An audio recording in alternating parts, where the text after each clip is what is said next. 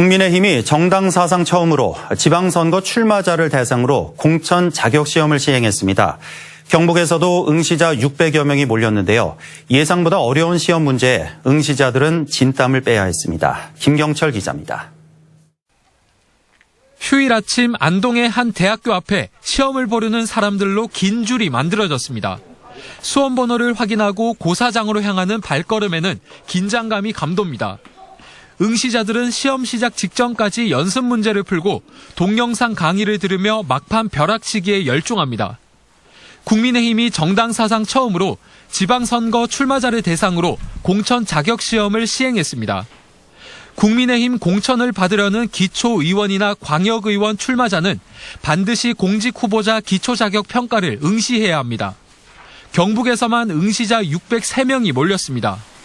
시험은 당헌당규와 공직선거법, 대북정책, 지방자치 등 8과목 30문제로 구성됐습니다. 시험을 치른 국민의힘 공천 신청자들은 난이도가 높아 진땀을 뺐다고 입을 모았습니다. 첫째는 어려웠습니다. 우리가 예상했던 것보다가 어려웠고 내용 지문이 길었고요. 그래서 수험생 대부분들이 이제 좀 시간이 부족한 분들이 좀 많이 있었습니다. 딱 받는 순간 어렵구나 그 생각 굉장히 많이 했었어요. 뒷부분 갈수록 지문이 너무 많으니까 갑자기 막 떨리기 시작해서 지문이 눈에 잘 안 보이더라고요. 한 문제를 푸는데 한 5분 정도 걸린 것 같아요.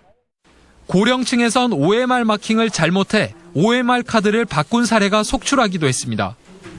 응시자들은 시험 취지에 대체로 동의한다는 의견이었습니다.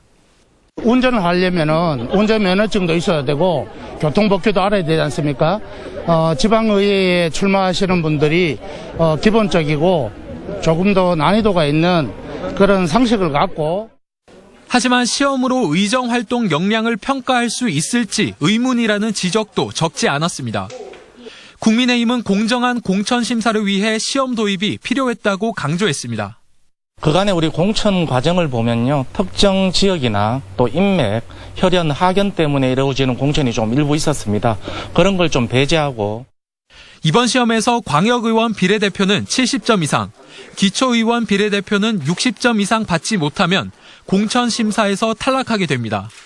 다만 지역구 기초 광역의원의 경우 탈락 규정은 없고 시험 성적에 따라 최고 10%의 가산점을 부여하기로 했습니다. MBC 뉴스 김경철입니다.